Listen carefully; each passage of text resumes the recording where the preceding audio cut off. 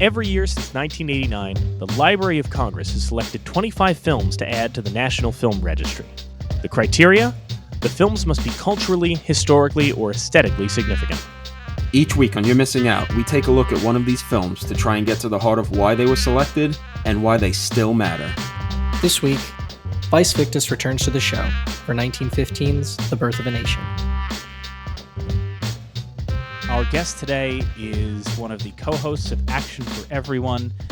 He has been on every season of our show. We've kind of made him our unofficial war correspondent.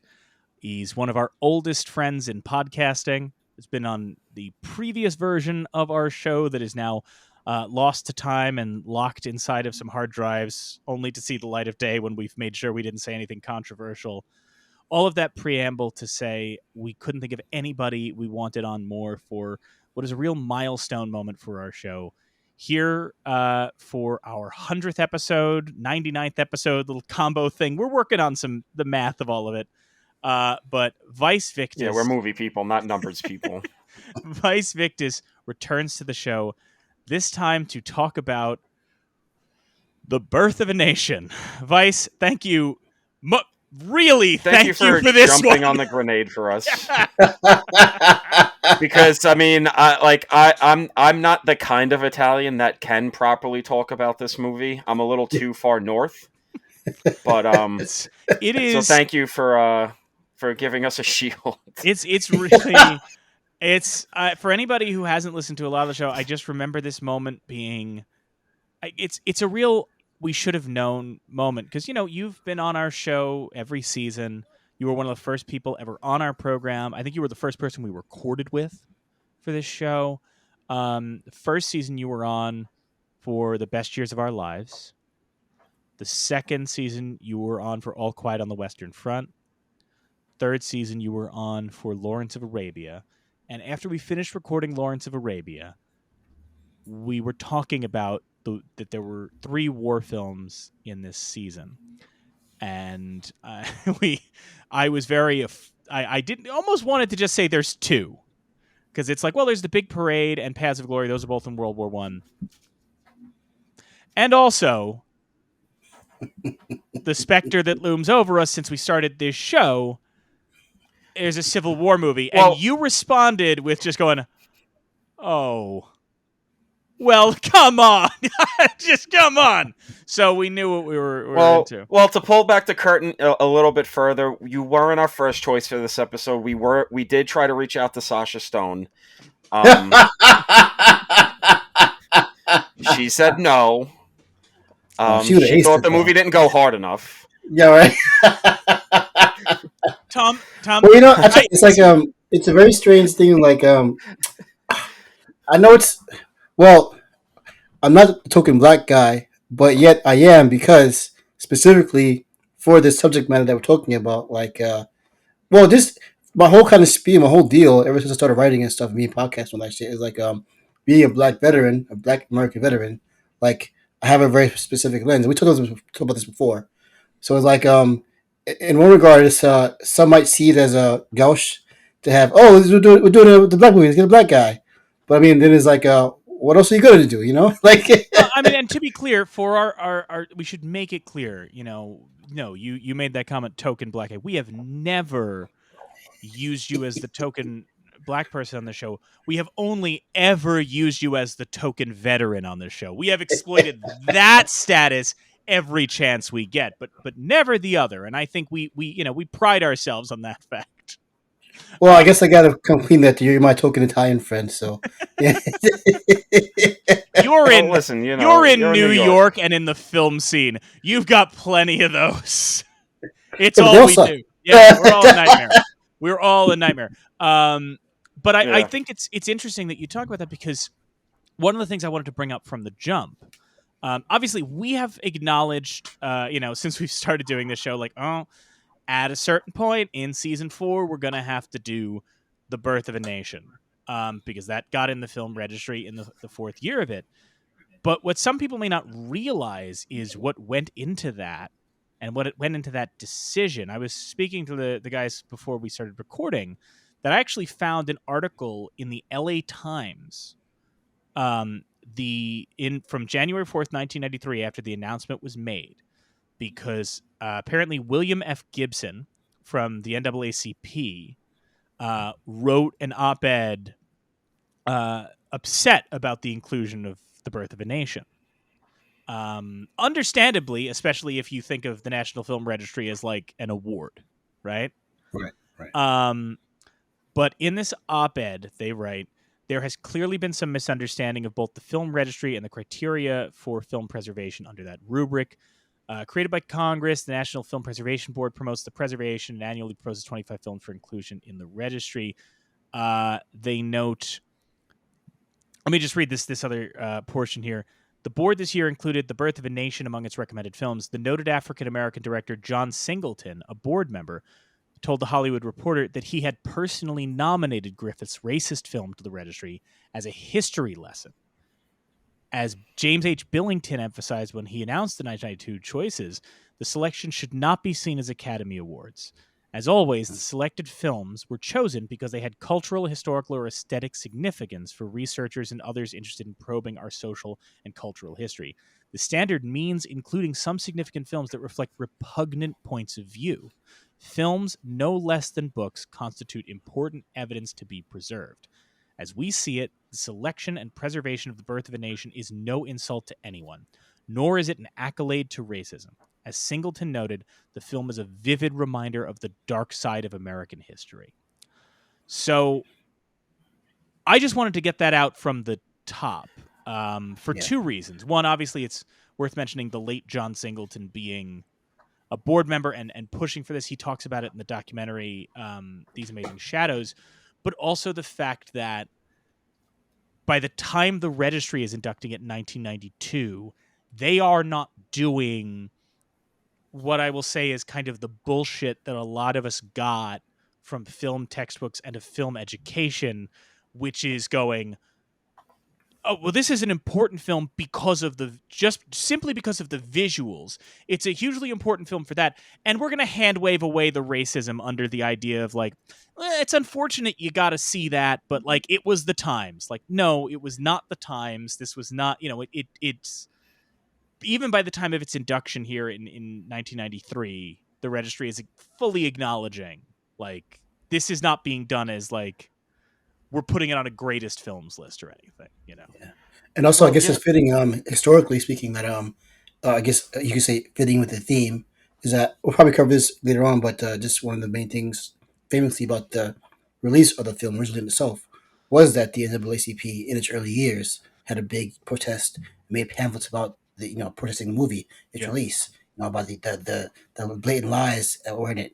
And I think there's one quote from that earlier one of the early writings where it was described as a 3 miles of filth, as referring to the length of the film reels. Yeah. And I guess it's maybe in the same way I say it, I can't help but be here. Like, the NAACP can't help but do that because that's important. I guess they do kind of make that protest. Yeah, absolutely. Like that's part of the history of all things, and as Douglas Singleton had referred to, the full history of it all. So I guess it would be weird if they didn't protest it. Well, it's funny too because I mean we're still having the conversations about all of this to this day, like all the kind of discussions about do we even like talk about Birth of a Nation? Do we even acknowledge it? And I as much as like it's a repugnant piece of shit, it's not even like fun to watch like an action movie with bad politics. It's just like, oh, this is just like just unpleasant and just like clearly just like the propagandistic rantings of like your like not yours but like our fucking imbecile uncles on like a Memorial Day. But like you do have to acknowledge it because I mean that's conversations not even just about the movie, just in history in general. Like if you don't acknowledge, you don't have to watch it. We're not telling people you need to like watch it or anything, but this idea that like, to not even acknowledge it is just kind of ironically enough gonna whitewash history. And this is kind of like a go-to line for me these days, especially when it comes to like discussions of how do you separate art from artist and all of that stuff, death of the author, blah blah blah. It was film is like the only art form that is actually birthed with an original sin. Like Yeah. like I know movies were a thing before this, but like as a real big like business that's about like, you know, feature length and with big stories and scope and everything. Blockbusters. Basically movies, basically the movie industry as we know it, not as a sideshow act or like a thing you see at a fucking carnival or a boardwalk. You pay your nickel for the Nickelodeon or whatever. The business and storytelling and like movies as we know it, unfortunately enough, comes from this, and that's something that, you know, I think people don't want to reckon with, but you kind of have to, because it really, like, everything before it was pretty much leading up to this, and Yeah, you and know, I mean, what are you gonna do? yeah, and I think that probably if I had an overarching thesis for today's episode, is that the the original sin of this nation itself, all the way back to the 1492, whatever. We were born of slavery and bondage and murder and Hmm. rape and all that stuff. And in that same way, that's the industry too. Like we're all these major mediums share our own inherent, inherent vice, this inherent original sin we have. So the movie, and that kind of further exemplifies the historical significance of it, because this film is the story of us in a tangible form, not just the narrative story, but our entire being, our entire socio-economic being is this film. How it's making these industries out of lies and exploitation. And That's us. That's our country to a T and from where we it's started funny from. because I think, one of the things that the film reflects is a view of the slavery discussion of the Civil War era that's lost to time now. In that we often try and frame it, and people try and simplify it, that, well, the North treated slavery as, well, slavery's bad, and the South, everybody thought slavery's actually good. They like it, all that. And there's certainly people that believe that. But when you go back to even the writings of Thomas Jefferson, right? And other, sort of people who espoused semi-abolition, right? What it actually is what this film shows, where it has that title card where it essentially says something like, well, the bringing of the African to America planted the first seed of disunion, right? You go all the way through to the time of like Martin Van Buren, James Buchanan. There are so many people who are taking this weird middle of the road stance where they're going like, well, no, don't get us wrong. Slavery is bad. It's bad. We never should have brought these people here. But now that they're here, we can't. It would be so messy to undo it. And it's like, that is a vital thing to understand about the mentality of a lot of people, especially in the early days of what we call the lost cause revisionism, which The Birth of a Nation is kind of the epitome of. One of the thought leaders of the lost cause revisionism is Woodrow Wilson, back when he's a professor at Princeton. He's a history writer, and then he winds up becoming president, screening Birth of a Nation at the White House, the first movie to screen there, and he calls it history written with lightning, because it's his made up alternate history of lost cause revisionism. And part of what comes out of that in lost cause revisionism, you see this in all these stories. People, especially like Virginia writers at the time, are like, look, man, it's not on us. We inherited this thing of slavery. And I would love to not have slaves, but like, we just have so many bills to pay. So once we pay off the debt, once I pay off this debt and I make sure my kids have a nest egg, I will absolutely free these slaves in my will, as long as my wife doesn't outlive me. If she outlives me, then she gets them and she can do what she wants. But it's this very, like, I do think that one of the, we talked about it 4 seasons ago when we did Gone with the Wind, right? But one of the important things about Gone with the Wind, and I always bring this up, is it shows you what we were thinking about the Civil War and what we knew about the Civil War in 1939, right? So as offensive as elements of Gone with the Wind can be, that is a movie where the Confederate soldiers explicitly say the war is about slavery. And you have a scene later where Rhett Butler turns around and tells Scarlett, like, you're just replacing the slaves with prisoners. You're just throwing men into jail. You're like 13th Amendment bullshit. And it's like, we knew that shit in 1939. People cannot pretend now that we didn't know this. See, rewatching this fucking movie, I was getting flashes to Gone with the Wind, and for the first time maybe in my life going, God, I wish I was watching Gone with the Wind instead. That shit, like watching Birth of a Nation makes Gone with the Wind look like fucking Malcolm X.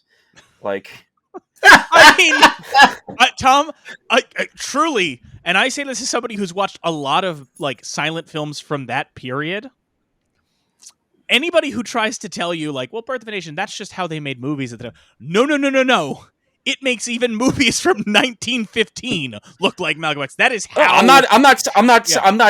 Saying that. I'm not. No, I know. Broadly generalizing the films of 1915. No, I'm saying like, it's just like I'm saying Birth of a Nation is so even for its time. Like, Jesus Christ. Well, I mean, because even with 100+ years away from the release of this movie, you just watch it and you just feel the bullshit just emanating off the movie. Like, not a single bit of this movie has 1 ounce of honesty to it. And you don't need to be a historical scholar to know that what you're watching is just absolute, utter fucking nonsense.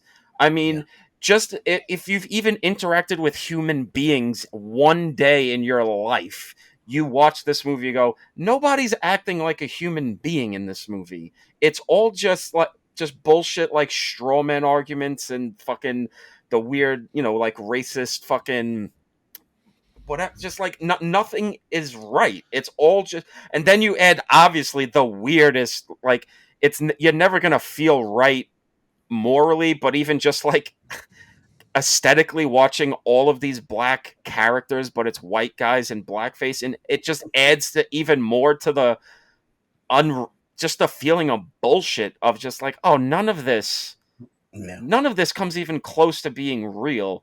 This asshole might believe it, but that doesn't mean I'm fucking buying a single thing that this guy's saying. It's all fucking phony as shit. Actually, I wanted to kind of building from this.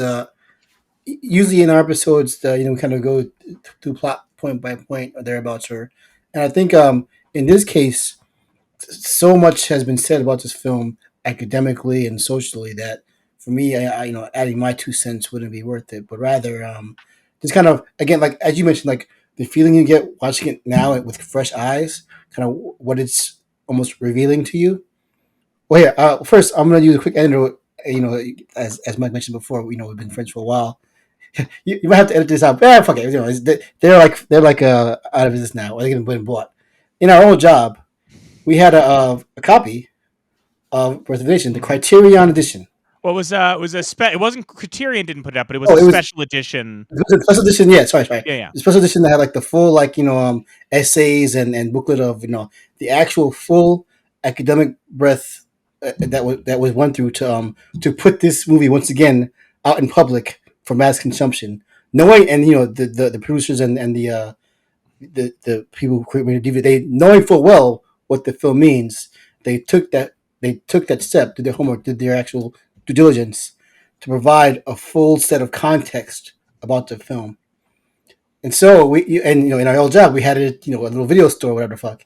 So it's in our collection to rent out. And I felt a little weird about it, but I was like, no, I understood, this is a historical tomb, so whatever, I get it. But then one of our managers, they broke it because they were like, we don't want to distribute hate, and like I was like, I appreciate the sentiment, but I don't know if this is the right step going forward here. I remember talking to them about that. We won't name them or anything, but I remember talking about them because I think they had it was the same year Black Klansman was out, right? and they Yeah, had yeah, just yeah, left a yeah. screening of Black Klansman. And in Spike Lee's Black Klansman, he goes out of his way to point out that, like, back in that day, the Klan would still run Birth of a Nation at their rallies. So they took it and they broke it. And they were like, we won't have this here. And I was like, okay, a couple things with that. You know, at least because I was technically in charge of the video store, right? Yeah, I yeah. was in charge of that. And they were like, no, I'm superseding this. Like, a couple things with that. One, that's a little book burning-y, which I don't know if we want to get in on that. Two, you understand that the Blu-ray you just snapped features the main selling point of that particular disc was it features a remix of the film by an artist named DJ Spooky, who was a black I think hip hop artist and film editor, who was like, no, fuck this, I'm taking this movie and I think it was called Rebirth of a Nation. He's like, I'm re-editing it and I'm adding music and I'm doing all of this interesting shit to try and be like, all right, I have, I'm a filmmaker, I'm an artist. This is part of like our artistic lineage in America. How can I play around with it? I'm like, I feel like that's what people are renting it. That I'd rather have access to that. And also, we're in the middle of Brooklyn. What's more likely, that a college student is renting it for a class, or that Topher Grace's character in Black Klansman's like, you know what? Let's get that on Blu-ray for the family. But so I remember that what you're describing, yeah. Yeah, and so that kind of further with that, this also touches on what Tom said just now about the artifice. So like this film, Birth Nation, it has this. It's so fake and this full like this yarn of this fantasy history that never was. And I think about and watching it again recently, thinking about like nowadays, the whole like the past maybe 20, 30 odd years of quote unquote slave films. You kind of see the other end of the spectrum, as it were, where like, you have all these well-meaning artists and directors and writers and so forth trying to show the reality of slavery, the brutality, and it's so ironic that people there's a negative reaction to those too, because then it's like I don't want to see the fucking slave porn. It's like it's a very interesting phenomenon. Like in the case of this film, like it's all about the suffering and the downtroddenness of the poor white Southerner against the barbaric black masses. So then, to kind of correct that long history of this perception in the nation's mind, we have films, if you like Amistad and so forth, 12 Years a Slave, these local films trying to quote unquote rectify that perception. But then by either by going so hard, coinciding with our real world kind of oversaturation, is being fed up with seeing violence on screen, specifically like police brutality, seeing people get shot, YouTube and stuff like that, or TikToks of fucking murders and like that. It has the opposite effect. You want to show this reality, you want to show the proper quote unquote proper history, but there's still the aversion to it. And so this goes back to another anecdote, same of our same video store days. Well, Tom, I don't know if you we had another movie, the very infamous. Very infamous. Hang on. Here he I is. don't think he. I don't think he has what he. I think I know what you're talking about, but I don't know if he knows. This is I know what he's talking about. Is it? Yeah. Okay. This is a very famous Goodbye Uncle Tom. Adiosio Tom. Yeah. Yeah. God, fuck you do too. Yeah. So you see. Well, I'm sorry. Hang the fuck on. So the version that I have, which is the version that you had, the one that was in the video store, right? Yeah. Sort of like a Mondo film box set, and I'm like, well, I guess I just have to take it because I want Mondo Kane. You have a 4K of it? Oh yeah, yeah. Blue Underground. Bill Lustig's company did a 4K release over the summer, and they were like, yeah, we're only making like 1,000 of these because we know that we don't have that big of a market for it. And I was like, fuck, I'm going to have to get this absolute fucking evil nonsense, aren't I? Yeah, and so that's part of the thing with that movie is like in its own way, it's trying to be a course correction to the in its own fucked up way, because it's if people are not familiar, I think I forget which country they went down in the Caribbean, but they had a whole thousands, hundreds of extras basically playing slaves, and they play out the full like day in the life of slavery, where they have these extras kind of going into the mud and dirt and all the filth and the brutality of slavery. And the whole premise of the fucking movie is so crazy that it's like a journalist time travel back in time to the slave days, and it'd be like a good old Italians. Yeah, news recording of what slavery was like, and and the point, or so they say, was to really show the authentically how brutal and fucked up it really was. But then that becomes like this weird torture porn that only sickos would have. Yeah. It's interesting though. Hey, I admit it. It's interesting that you bring up, because obviously Adiosio Tom, referencing Uncle Tom's Cabin. One of the things you brought up, Vice, was the idea of like, well, the slave films now are correcting for Birth of a Nation. The interesting thing that I found out, so I decided, when you watch the film, they talk about, well, it's based on the book The Klansman by Thomas J. Dixon, right? That's actually part of a trilogy of books. So there's the first book in the series is The Leopard Spots, the second is The Klansman, and so on. I always try and read the books. I will fully own I could not make it through. Jesus Christ, these are some real racist tomes. But I dove into it because one of the things that I found fascinating, and I still find fascinating, is The Klansman and The Leopard Spots. These books are not just written in reaction to Uncle Tom's Cabin and the massive success. I mean, Uncle Tom's Cabin was basically the first great American novel. It was a sensation, right? And one of the things that I always find interesting about the history of Uncle Tom's Cabin in America is it was such a huge hit. That book was like, there's the famous example of Abraham Lincoln met Harriet Beecher Stowe and said, well, this is the little lady who started the war, right? And when I knew this episode was coming up and I knew the relationship, I actually read Uncle Tom's Cabin, which is one of the most fascinating books to read, because it's absolutely patronizing and paternalistic, right? But also, like, with the reputation it has now, you read it and go, oh, this is a different book than I heard it was. It's a very different book. But it was a huge abolitionist text. Audiences in the South didn't want to be left out of the success of Uncle Tom's Cabin and the joy of Uncle Tom's Cabin, but they didn't want the story to condemn slavery. So in the story of Uncle Tom's Cabin, Uncle Tom, who is basically, the Christ figure, right? He is literally an allegory for Jesus, right? He is passed from slave master to slave master. And the most evil slave master he encounters is a man named Simon Legree. Simon Legree is a rapist, and he tortures slaves for no reason.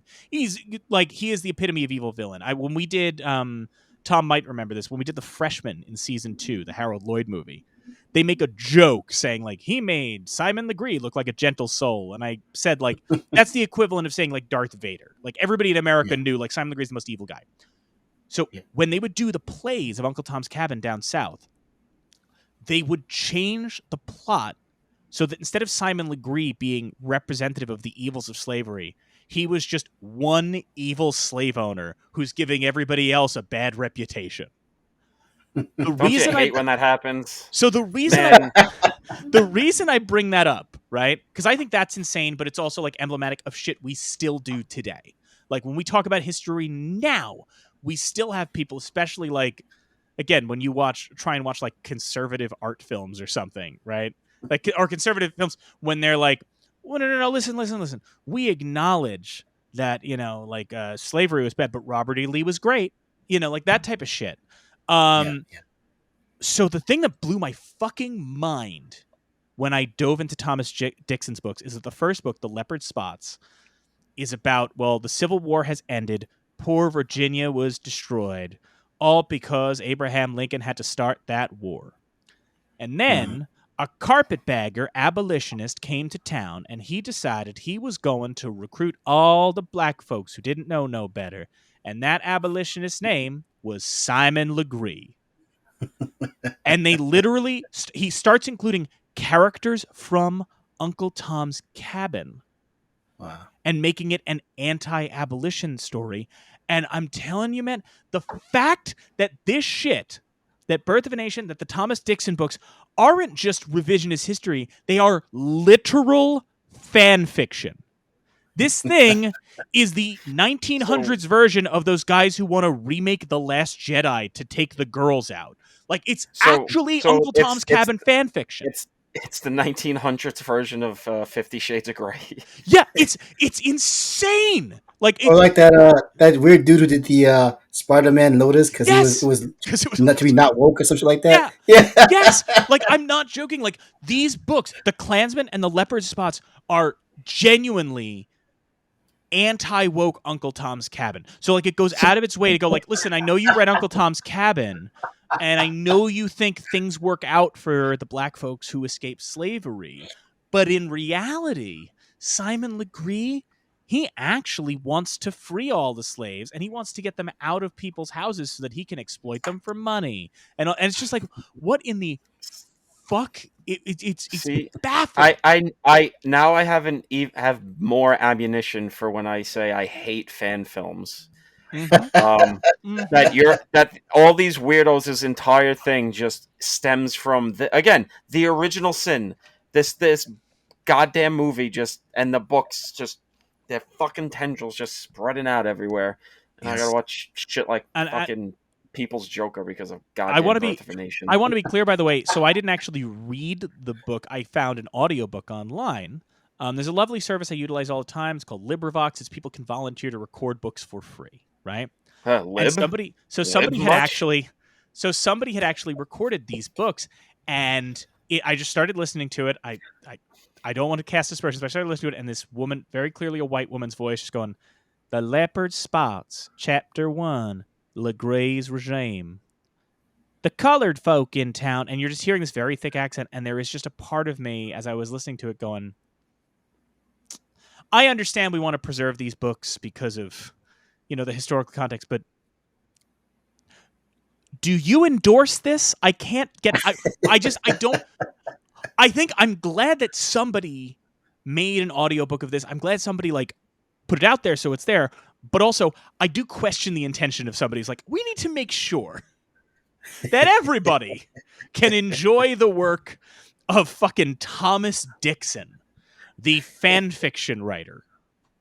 Yeah. What a fucking... Well, here, one of the things we're touching on now is, again, not to get into the weeds of the film itself, but it's one of its legacies, you could say. Even just learning that it spawned the evil fan fiction is itself kind of mind-blowing. But just more in general, famously, it galvanized the Klan. Mm-hmm. As you mentioned before, the film Black Klansman, Spike Lee showed that they would watch these films. Its roaring success overall, emboldened Klan activity for generations to come. Yeah, and just one of those things where it's one of those larger things we get within society of how much does media actually affect or have effects on actions in society and what people do. We've seen this a lot. Or we have a more modern context. For example, things like back in the 90s, video games would cause kids to kill people, whatever, that kind of stuff. But this whole concept has been with us for so long, and more importantly, in this case of this film, it was a sort of, well, not that it proved it, but it was an example of the dangers of unfettered media actually influencing society for the worse. Well, this has got to be, at least in America, the ultimate case example of that, because you could go to some of the gang movies from the 70s. You hear in stories of gang members getting into fights at screenings of The Warriors and things like that, blah blah blah, and whatnot. Obviously, there's the history with Leni Riefenstahl and her movies in Nazi Germany. Yeah. Obviously affecting things with all of that, but this, and it goes back to the thing I'm saying of we need to at least acknowledge this movie, and even if you don't have to watch it, because its impact goes far beyond just movies. It actually did impact the world and made America a worse place, because the KKK was basically just nothing at this point. They were kind of just a joke. And just the remnants of all right, they tried this thing after the Civil War and it really didn't, stick. And then this fucking movie, it makes, big old propaganda about how great they were. And then up they rise again, and it's. I mean, like, a fucking thing we're still dealing with, bro. Like, it's fucking crazy. Like, it's been like 8 years since we worked together, but like when we were working together, we were seeing, Charlottesville happened. Like, Yeah. this, like literally 101 years after this movie came out. Thanks to this movie, we're still dealing with this fucking nonsense. So, it's like. When the Watchmen show came out and the Tulsa massacres were being brought up, and it's like, oh, why did we never learn about that? And it's like, well, because we whitewash history and we don't really want to deal with the horrible things that have happened in this country. And I find it a little weird. Like, I get it in some respects, but I do find it weird that so many, smart, left-leaning, whatever people kind of do just want to sweep this under the rug and never talk about it again, because it's doing that thing that people say, like, oh, we don't talk about the dirty parts of history. Yeah. This is one of the dirtiest parts of early 1900s. But I mean, think Well, about, sorry. Well, I'll say, I think, perhaps the fear there is that it'll affect people some more, but like the damage is fucking done. Like there's no going back. And it's also like we have to own where that comes from. Tom makes that comment about like, smart left leaning people want to hide this thing. The same thing that motivated all of these people to create the Lost Cause revisionism is the same reason why anybody who is like a very, people who will advocate for like Eugene Debs and like the union labor movement in America never want to talk about the fact that the Pullman strike, right? Who were all the scabs during the famous Pullman strike? Quote unquote scabs were black workers who were not allowed to be part of the union and couldn't get work otherwise. That in many cases, even the history of American labor is littered with bigotry that we just push out of the history books. That solidarity in this country did not apply to people of color. I was in Ellis Island. They have like flyers that are like, the union's getting together to chase out all those Chinese. You're like, fuck, man. Now, with the point of the Klan, too, Tom's right. The Klan had diminished and the movie revived it. But another thing that's crazy to think about is that the movie revived the Klan, but it wasn't all terrorism. That is the thing that a lot of people don't realize, too, is that this movie popularized, it didn't just like revive the Klan like a bunch of horrific, white terrorists rose out of it, right? It popularized the Klan in such a way that there was a Ku Klux Klan baseball team. I have here, I pulled it up because I remember the Red reading Sox? about this.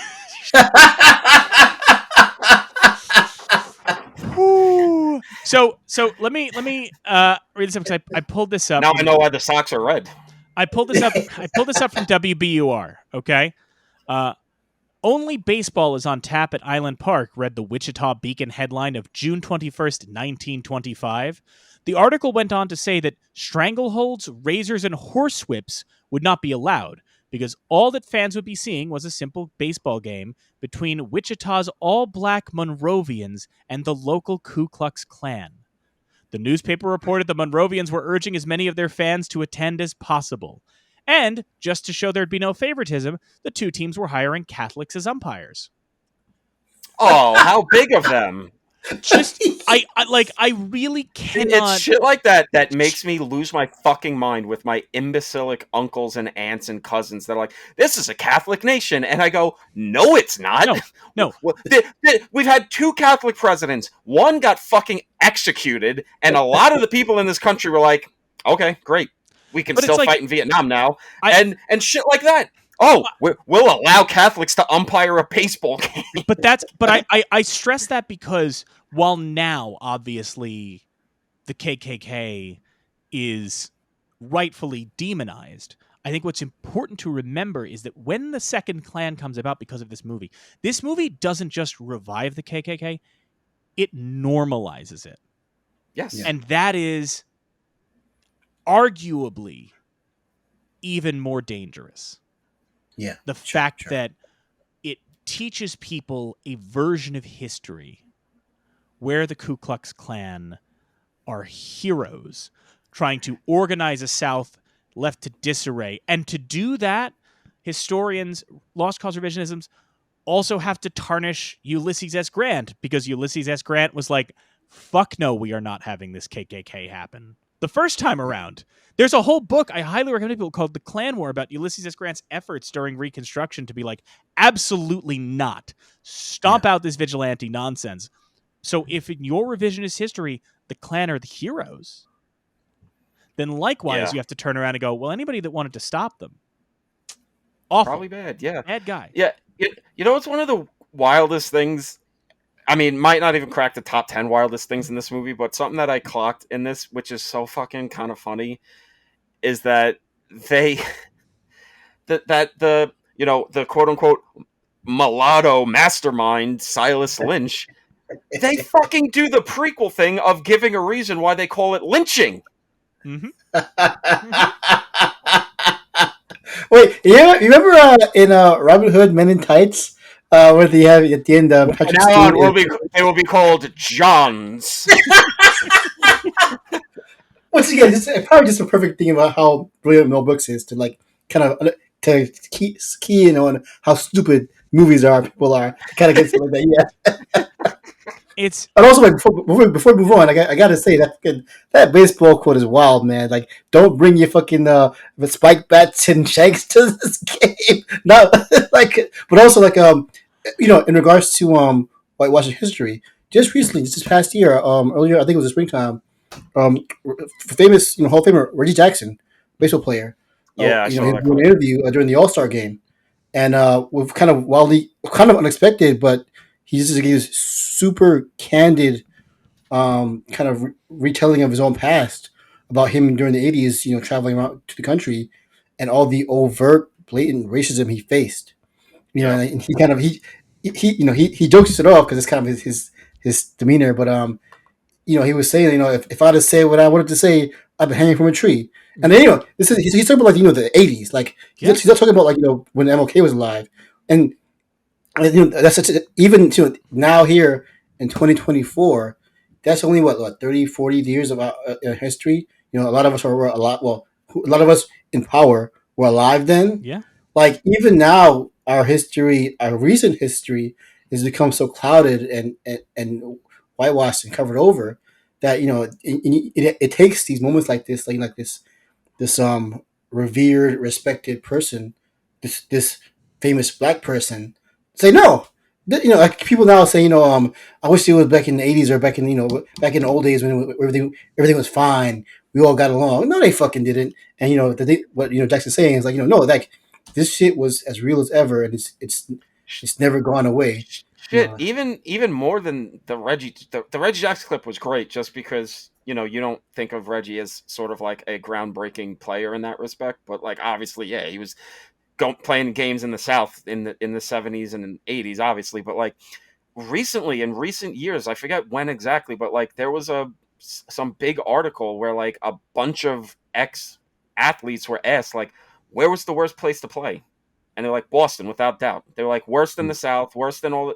They were the most racist, angry. Just they didn't give a shit if we were on their team or not. Because if we were bad, we were that fucking N word. You fucking this, you fucking that, and it's just like that's today, and that's kind of bringing up Charlottesville before, like what Trump getting elected kind of broke that spell that seemed to like permeate America after Obama was elected. Oh, we're post-racial America, like, and then Trump kind of just was like, no. Well, I mean, I've been lurking under the stairs this whole time, motherfucker. I mean, even prior, I'm coming for you. Even prior to Trump's election, you had all of that Tea Party stuff going on. You had a ton of racism going on. I think it was one of those things I often think about, like, if you could go back to us in like 2012, right? And went like, hey, I'm from the year 2014, and us in 2012, would go, oh my God, have we finally fixed all of the microaggressions we've been worried about? And we'd go, well, nobody thinks about them anymore because the aggressions have gotten so much worse. I know you think that what we did was tell people, hey, don't say these words anymore. and it makes the bad stuff go away, but they just figure out how to say those words in different ways. They now just They say, just lose all shame yeah, and just say those words. Well, I mean, like while they're throwing bricks at you. Not always, though. I mean, for example, just not to timestamp this too much, but apparently a former president spoke today at the National Association of Black Journalists, and let's just check in how that went. Oh no!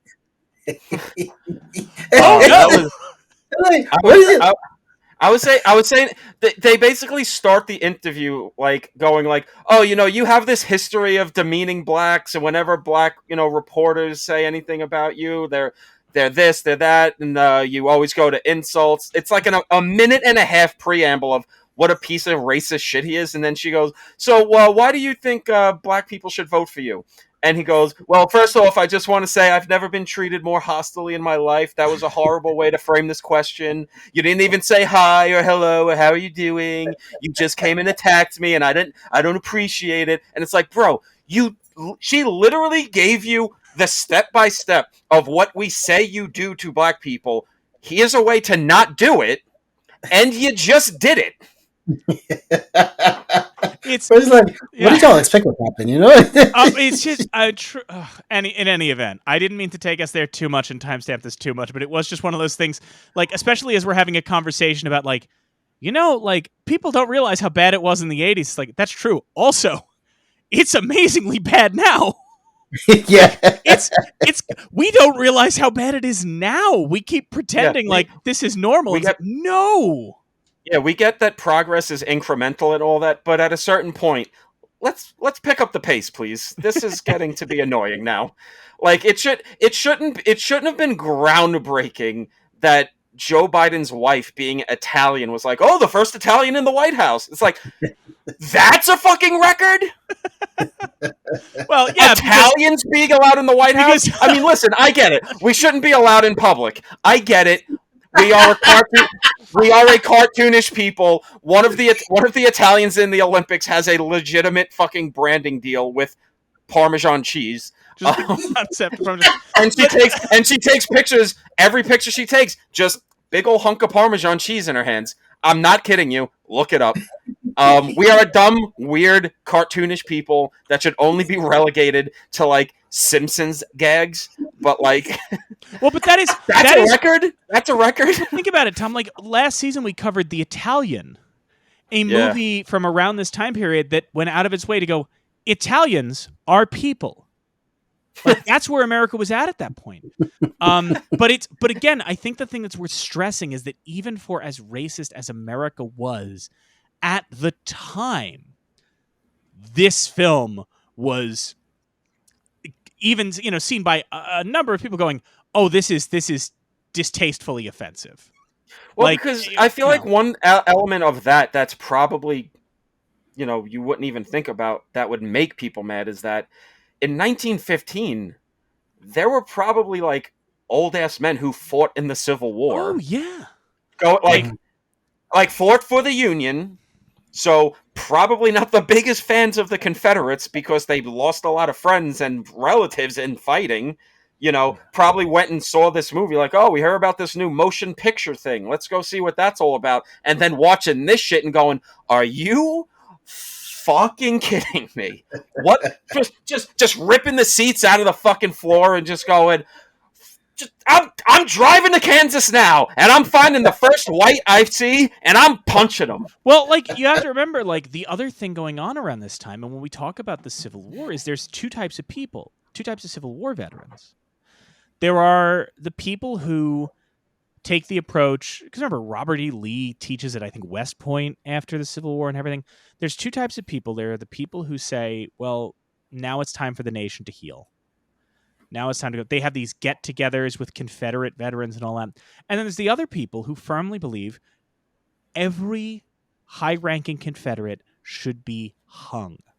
Everyone should be hung. And in fact, I don't know if you guys are aware of this, and I won't get into the whole history now, but like the entire reason we have Arlington Cemetery is that the man who was in charge, I forget his name, the man who was in charge of finding grave sites for all these veterans, we confiscated Arlington from Robert E. Lee. And he hated Lee so much. He's like, all right, I can't get him hung, I can't get him whatever, but I am not giving them their fucking land back, and I am going to bury dead black war heroes on their fucking property. Like that was like the only way they could fight that. But what I think you see by the time Birth of a Nation comes out is, you're right, there are people alive who fought in the Civil War, but they're older. A lot of the audience now are people who are the children and grandchildren. And the lost cause revisionism, again, as pioneered by a fucking nerd like Woodrow Wilson. I'm taking you to the woodshed, Woodrow. I think about a previous episode, I also talked shit about Wilson. But, these are people who, they are the children and grandchildren of the Confederacy, and they desperately don't want to think that their ancestors were the bad guys. They are coming up with any excuse not to think that. Add into the fact that undeniably the process of Reconstruction in this country was chaos. Now, the reason it was chaos is that Andrew Johnson took over after Abraham Lincoln and had no fucking interest in holding anybody accountable for what they did, right?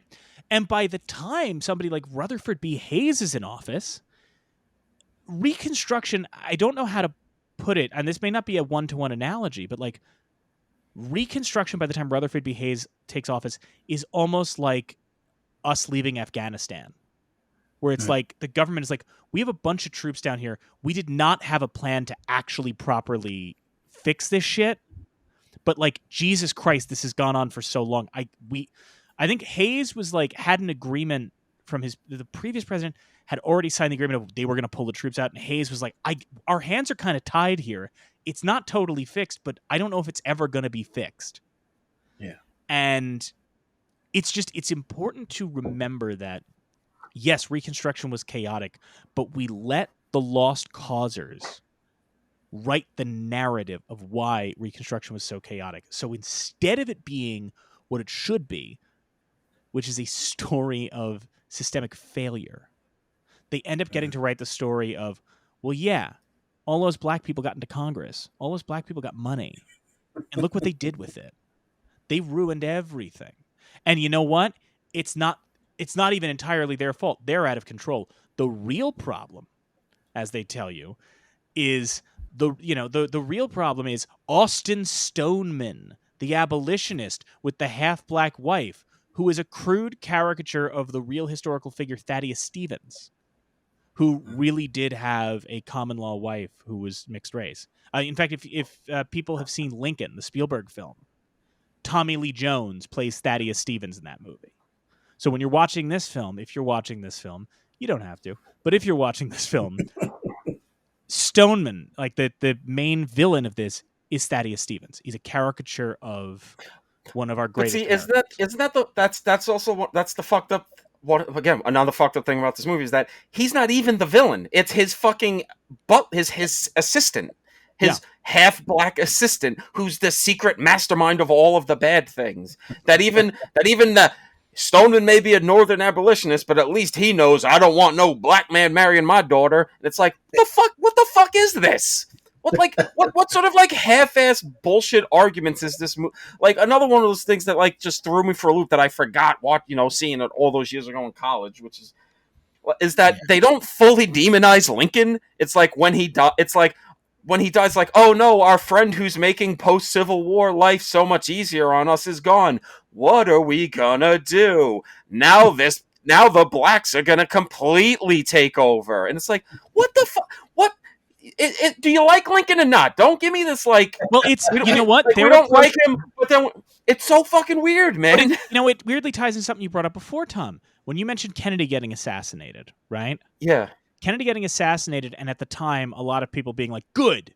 And, by the 70s, 80s, and especially now, nobody, not even the most conservative person, is going to be anti-Kennedy, right? All of these QAnon people are still nostalgic for Kennedy, even though Kennedy was a liberal politician, right? They treat Kennedy with reverence. The similar thing happens with Lincoln. By the time Dixon's book comes out, and by the time the movie comes out, you can't talk shit about Lincoln the way you could in the aftermath of his death. John Wilkes Booth shoots Lincoln and thinks he's going to be celebrated as a hero. That's how much the vibes were on his side in parts of this country. So they have to rewrite history again and do this weird thing of like, well, it's the way people kind of pin Vietnam entirely on LBJ. Right? Yeah. Where it's like, but like people desperately like, and I've done a lot of research on the Kennedy assassination for work, and you can find some evidence of Kennedy saying we should maybe get out of Vietnam. But people have written this revisionist history that JFK was like minutes away from signing a document that was like, no Vietnam anymore. And Lyndon Johnson went, no, get him shot. And that's not what it is. But this movie does that same thing with Lincoln, where it tries to be like, well, no, Lincoln just wanted us all to get along. It was after Lincoln that things went to shit. But they also don't want to blame Andrew Johnson because Andrew Johnson was a Tennessee boy. Yeah. So it's just some random fucking half black an actual like black boogeyman. Yeah, it's so that part is we talk about the legacy of this film, in our actual real world, but part of the legacy narrative as in filmmaking, at least, or in media in general, is this this demonized figure, or rather, well, we won't get into it in this episode, but just the general trope of the over sexualized black man. He's here to chase you, get your white daughters and stuff. It's very interesting how in this film, maybe I don't know, the film and the book, they kind of make this convergence of these two ideals of the uppity Negro and the ravenous horn dog, and they make them one. And it's like it's really, it might be that kind of where that idea crystallizes, where the full demonization of black men is, because like, how can you be a mindless barbarian but also an evil mastermind? Like this strange paradox in the minds of racists and like that they can make this demon in their head make sense because it embodies all of their fears, even though like just on paper it doesn't make any sense. Yeah. But and it's just, part of it's this long legacy of well, and I guess actually in a weird way, it's like they have that long-standing idea of the scary black man, but even now, actually, I think part of what makes it so revolutionary, as it were, in regards to filmmaking, is that he is this kind of super evil genius. He is this this theatrical mastermind that even honestly even now we don't see too much. Well, like it works to say we don't really see that kind of mix of those fears like that. That's so perfectly crystallized in this film of the black man with agency and power, who's also the lustful beast. Like you never. That's just like. I guess to this day it's been undefeated in that regard. I mean, it's interesting to say about the book because at the beginning of Dixon's Klans, or sorry, in the Leopard Spots, he describes when the KKK is introduced in that. The quote he gives to explain them is he calls them, quote, the answer of the Anglo-Saxon race to Negro lips that dare pollute with words the womanhood of the South, there to redeem the Commonwealth from infamy. That is how Dixon describes the purpose of the Klan. So with that, like you mentioned, it's not just, it's specifically mentioning the womanhood of the South. Yeah. It's specifically invoking that element. Yeah. Now, and like you say, in that quote, like there's that kind of double entendre there, the metaphor, like with the words, like he's acknowledging that in his own weird way that we actually are humans who do have our facilities about us, and that's maybe the greatest, one of the greatest fears. Not just the horny Negro is going to get my daughter. It's like they will enact legislation to do so, and I think you hear echoes of that even now. And it's like, because part of the thing that comes out of that, and again we kind of forget, is how many people, even abolitionists, you can find a lot of abolitionists writing. I mean, that's even something that gets leveled against Harriet Beecher Stowe with Uncle Tom's Cabin, is people accuse it of being like, well, it's very paternalistic, and it's like a lot of abolitionists of that era sort of approached as like, look, we're going to free these people from slavery, but they can't be part of society yet. We have to. They're like teenagers. They're like children. We have to educate them. We have to civilize them. Like that's a part of the quote unquote abolitionist North's approach to things, you know? Mhm. And I think that gets left out of history as well. Like that there were Northern people seeing Birth of a Nation who presumably looked at it and didn't see the movie as, well, you know, this is inherently what those people are like, but instead saw it as like, that's the problem. Nobody taught them how to behave. We would have taught them how to behave. And that's, I mean, even going well into the message, you know, John Wayne is interviewed in Playboy saying like, listen, I don't think, you know, colored people should have the right to vote until they've been taught how to behave. Like that's in fucking Playboy. He says that. Like that's still an attitude that exists in a lot of supposedly not racist people, you know, Yeah. that it becomes a thing of like, well, you know, it's not their fault. They were economically disenfranchised and they were this and that and that. So that's why I talk down to them. You know, it's not their fault. You know, like I remember, and this is pulling it into modern day. I remember vividly getting into arguments with people in, not to evoke the cursed year of 2016, right?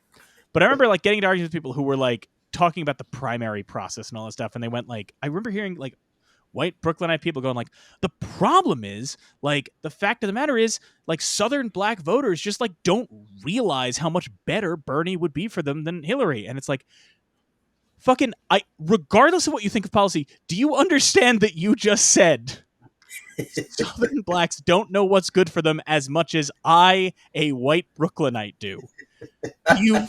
Man, that is a real dangerous road to walk. Yeah, you know, that's good. That's good that you mentioned that you bring it up, because you know I think that's part of the of its time, its resounding success as a blockbuster. You know, just it I don't know, its spell on people, that you know it definitely regurgitates what the people who believe that fantasy to be. You know, it reinforces their mentality.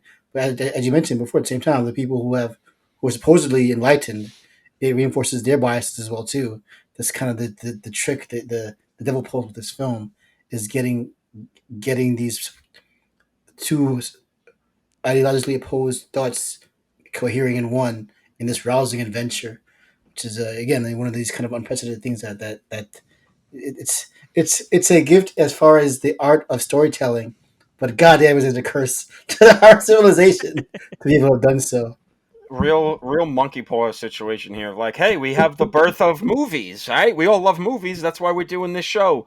But oh, right, it was this fucking thing that just poisoned Well, so much shit, and just like, and you know what? Like, hey, great. Like, it's great you took all of these filmmaking techniques that other people did before you, and you put them together into this package, And and claim it to was the kind invented of race them. claimed to have invented them, and it was the package that, you know, this racist ass nation needed to become the movie that made movies. It's like, great, you know, you had big battle scenes and big scope and scale, more so than Deadpool and Wolverine. Good job, but like, for this, like, that's the thing. Like, why it's always just like, you know, we still have these discussions today of like, oh, well, I can't even like watch Creed 3 anymore because Jonathan Majors is bad. I'm like, yeah, but he didn't create the Klan. So on the relative scale of evil in cinema, Well, like, we're kind of already not at the low point, and it's going to be hard for something to top Birth of a Nation anytime soon. So yes, I'm sorry. I'm going to watch the movie where Mel Gibson directs Mark Wahlberg in a bald cap on an airplane. right, yeah. the other That's just what I'm going to do, because you know what? Mel Gibson, bad views, not a great guy, didn't create the Klan. The So, other- you know, the other thing that's he crazy might want to be in it, but the other thing that's crazy to note when you're talking about T.W. Griffith in particular, Tom, is the fact that like 3 years before Birth of a Nation, Griffith makes a film called The Rose of Kentucky. It's like 16 minutes long and features a version of the Klan going under the name the Night Riders. But they're the villains of the movie. Now, they're the villains of the movie because they are guys who break rank with the the larger clan, right? They're people who go after people that the larger part of the clan hasn't sanctioned them going after. And the reason I say that, and the reason that offers very interesting insight to me, is to see films talking about the clan, and that film addresses the clan, and a lot of things address the clan, like people talk about the mafia now. Like when you talk to people now or you watch like mob movies, they make a lot of hay out of like, but they got a code. These guys, maybe they don't do so good, but like you don't whack somebody outside the church. You don't go after somebody's mother. They got a code. John Gotti, well, listen, he had a code. That is legitimately how they treated the clan at the I like time. you telling your parents there. That was great. But like that's how they treated the clan at the time, was like the idea of like, well, they don't go after somebody innocent. You know, like the clan, yeah, sure. If they lynch an innocent guy, that was some people who were acting out of, they were out of the clan's control. And it's possible, I don't know this for a fact, but it's entirely possible that for face-saving purposes, the clan may have even been like, oh yeah, those guys, oh, you liked that guy? He was a good guy? It was somebody else who did the crime? Yet those guys weren't acting on our orders. Don't worry. We wouldn't do that. We only go after the bad ones. And that allows this, again, like, people still talk about the mafia that way today. And understanding the clan fulfilled a similar role of, like, it wasn't just, racism. It was racism, but it wasn't just racism. It also fed into a lot of people's fantasies of vigilante justice. Yeah. And that's a crucial part of this film's legacy and what this film is about. Right? This film is it's not just an action film, it's a superhero story. Yeah. Except his costume is, a robe and a hood, right? Yeah, and we've made these kind of parallels to the blockbuster, this being kind of, the proto / and or original blockbuster. And I always laugh in the current times when I shouldn't say I laugh at it, but I take it with a grain of salt. People say that, for example, the Marvel movies, all these, they call them military propaganda, in part because of the reality that there is some DoD cooperation, specifically because they have to, whenever they use these facilities or vehicles, whatever, any kind of actual U.S. government resource, by contractor, the DoD has some kind of say, quote unquote, in what the script goes. But then of course, but it's that, and then the long history of comic books and to it films that we won't get to, but the kind of the argument that the nature of the superhero vigilante is inherently fascistic, and that which is not the argument today, but like that's part of its allure, you could say. So yeah, again, when we talk about this ongoing legacy of this film, or more so, the legacy of it feeding into our cultural psyche, this kind of thing, same thing has been going on. Like Tom, you just mentioned, like the '70s gang movies, and then you had like the reaction of Charles Bronson. He's going to clean up the streets. All these kind of continuing, evolving fears in our minds that are displayed back to us to feed upon on film. And again, like this is all part of that too. Like that what seem like disparate ideas. Like for example, I mentioned Marvel, Captain America. He's a stalwart hero of America, but at least in the film portions, he's a crazy like a PTSD case. But he's a good guy, so it doesn't matter. Like what we kind of try to deal with are these real issues to try to wrestle with them, to digest them, but it kind of comes out always as this kind of mirrored, flawed mirror image fantasy that we have. Yeah. So yeah, this it's just really interesting to think about. Again, even the particulars of the film in turn echo what we've been going through for the century now, of seeing a weird reflection of ourselves and like trying to wrestle with real feelings, but like it comes off as fantasy. We just indulge in that fantasy instead of dealing with the actual emotion and the actual problem in our minds to face. There's also like, it's such a fucking hard thing to talk about because I don't know if there's a real like right answer about like, do movies like affect people's decisions, or is it just like, I'd like to think it's kind of, to reference a movie, but like I kind of think of the line from Scream is that movies don't create psychos; they just make psychos more creative. And I kind of want to think that's but like I kind of do feel like I don't think anybody going into Birth of a Nation in 1915 or any time after, whatever, was swayed by the movie. I feel Right. like it was just feeding people that think those things and made them feel a little more confident in having their beliefs. It's like, Trump being elected. All this stuff that came out when he was elected, all these people showing their racist that didn't just happen. It was Yeah. there. They just got the, quote unquote okay by like, look at this. And you got to think at the time, is media literacy like a thing that like affected it too? Like in 1915, people don't really maybe have the fullest grasp that, hey, movies are bullshit. Yeah. They can Exactly. lie to you Well, because they weren't filming the Civil War. You're not watching a documentary. the only thing I would say to that, Tom, with that in mind is, you suggested this idea of like, well, nobody went into Birth of a Nation and was swayed by it. Maybe not in isolation, but one of the things we have to remember about Birth of a Nation is that it wasn't just an isolated movie, it was part of a machine. Yeah. There's an interesting thing if you have the Twilight Time limited run Blu-ray of Birth of a Nation, what they include is something from the re-release of the film. I think it was a 1930 sound reissue of Birth of a Nation. The features in it, it has an intro from Walter Houston and D.W. Griffith, because they just made Abraham Lincoln. And before part 2, Walter Houston asks Griffith, "Is that really true? Is part 2 of the movie, is that really true?" And Griffith goes, "Well, you don't, I don't want to claim I know this for myself. I want to cite a historian. Here's a book by President Woodrow Wilson." And he reads Woodrow Wilson's revisionist history that talks about, black people ruining the South. And that's the thing, is that Birth of a Nation in and of itself could not sway anybody, but Birth of a Nation could help sell a lie that was perpetuated all the way up to the highest office in the land.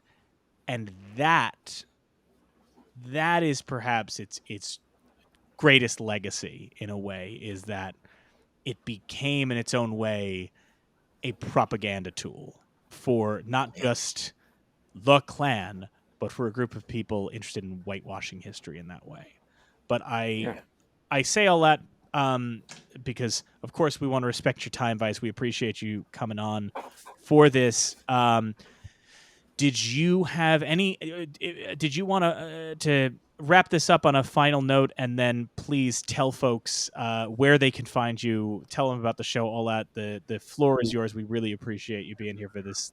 I guess the last thing I say is because if you haven't already known from my previous episodes or just me, my online presence in general, we talk about the legacy of film. One of the things I focus on is action film and war films, and and again, long standing arguments and philosophical debates about the how famously Truffaut said there's no such thing as an anti-war film. The inherent act of filming violence is alluring, and you can't really sell that war is bad because it looks so fucking cool. Again, one of the many things that, like we mentioned, the legacies of this film. And so, if part of what I try to do is, when I see, I'm an action film aficionado, if you want to call it that. But for me specifically, part of it is, it's a way for me to process what I saw in real life, like one of my favorite of the favorite films of the century so far. The Night Comes for Us. That it's literally one of the most violent films of all time. Great action film from Indonesia. For those who haven't seen it yet, but people get fucking slaughtered like hogs in that film. But like for me, it's not just I mean, if you can like it as a gory film on its own, if you're into that kind of thing. But for me, it's like I know what a molten copper slug going at 1,000 feet per second looks like boring through a human body. They make it look like a jack o' lantern. It's like a weird stringiness. It's very strange. It's very surreal, but it's very real. So having that knowledge in my mind, seeing it kind of, I don't know, seeing it play out in this heightened fantasy kind of helps me digest that image in my head. So it's not just, I don't know, maybe like I never actually try to describe it, so that it's not so much a nightmare, but just a strange vision in my mind that I can deal with, because I see this guy in his artistry, Timo and all the crew in that movie do these cool things with their art, their craft, to make this surreal thing in turn in kind. So that's so for me, that's the deeper allure of action film and war films, and it's not just the viscerality of it; it's processing that real emotion. So, which is to say, like as you described today, a lot of this, all the films that I has been here on so far to talk about, they're relevant, just relevant right now today, as they were when they first came out. So it's very, I think, and for the purpose of this podcast, you're talking about these films recognized as historically relevant.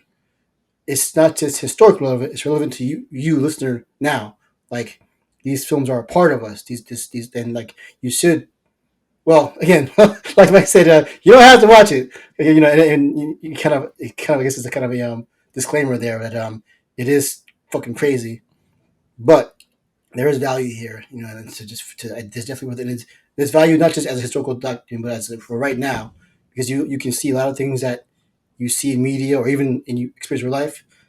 You can find that connection in films like this to kind of see where it all came from. Even though, again, I mentioned I saw the Wild Bunch in 70 millimeters, rare print.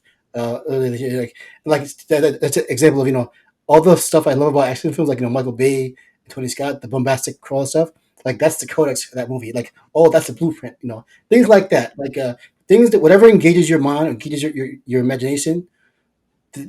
That link to the past is there to help you deal with, to help you appreciate, to help you get over, or to help you deal with your mind now, your current state, in your modern world. So yeah, there's always some value here to be had, no matter how deplorable it may seem. There's something to be found there. So yeah, definitely, this is for me definitely extremely relevant to the addition to the real industry. But for obvious and for personal reasons, it's worth that. So that's why I speak of the movie. So again, thank you guys for having me on. And last thing, like I mentioned before, being an action film guy, I've been grateful to have been added onto several, several media outings and things like that. So this coming August, I'll be at the Big Bad Film Fest. It's a kind of a newer film festival, smaller film festival focused on action films, specifically independent short films and feature films that are from the burgeoning action cinema community. There's so many stunt players and fresh actors, independent directors who are trying to make a name in action films. So you have, for example, as of the time of recording this, the Deadpool Marvel movie making $400 million or whatever in a weekend. But where's this space for other people who also have talent and skill to showcase their action? And that's part of what this film festival wants to celebrate. So yeah, this will be coming this August. I believe it's the 23rd to 25th. I believe you can double check that later on. Yeah, and I'll be there in person. It'll be in Glendale, California, so, the LA area thereabouts, from what I understand. So yeah, just look it up online, the bigbadfilmfest.com. You see all the information there for the screenings. And like I mentioned before, I mentioned just now the film, The Night Comes For Us. That's going to be showing. That was a Netflix film that came out there, but it's going to be showing on screen, live. So, on screen in a big theater. So that's definitely an event you want to check out. And I'll be there to enjoy with you. So yeah, I'll be there. And and as always, I'm online on Twitter. I'm going to call that till I die. X my ass. I'm on Twitter at VyceVictus, talking all this shit, so you can find me there.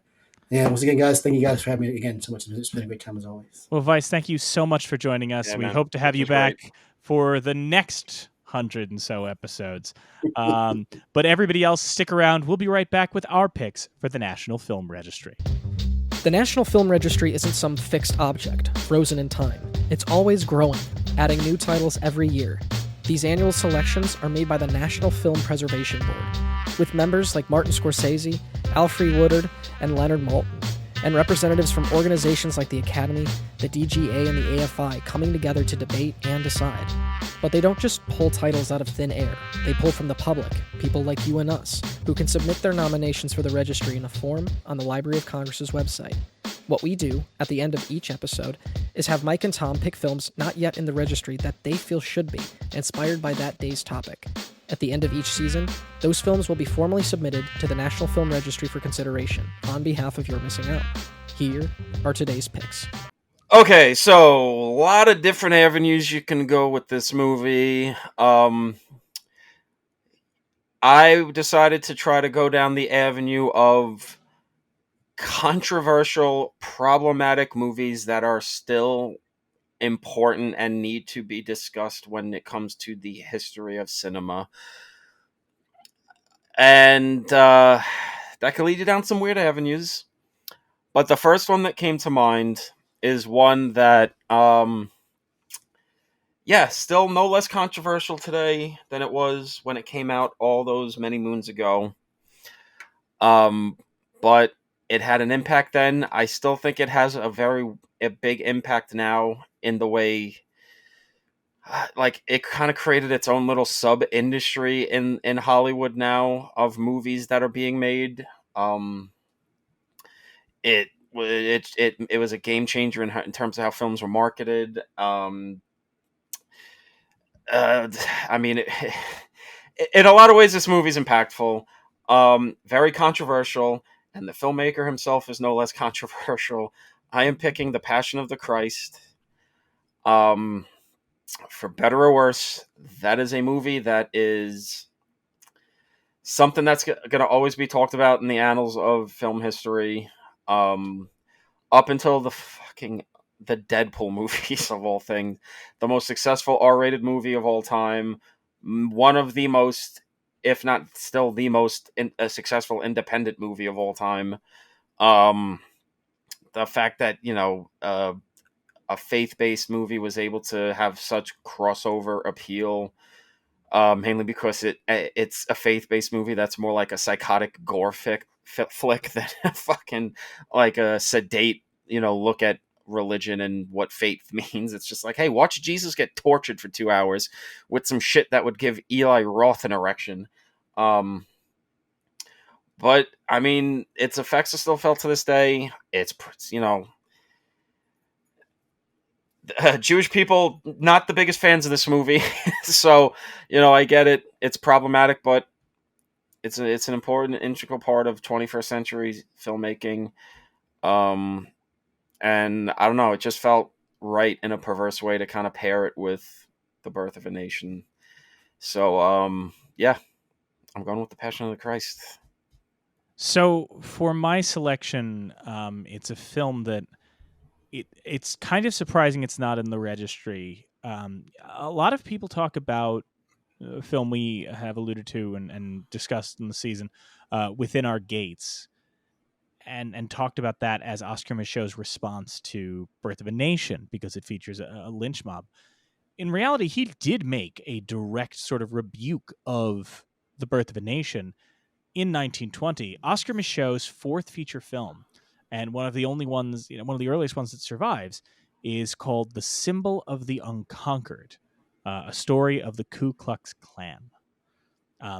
There is a print of it at the Museum of Modern Art, which is how we have it today on that Pioneers of African American Cinema Blu-ray set, and if you've seen it online, that way.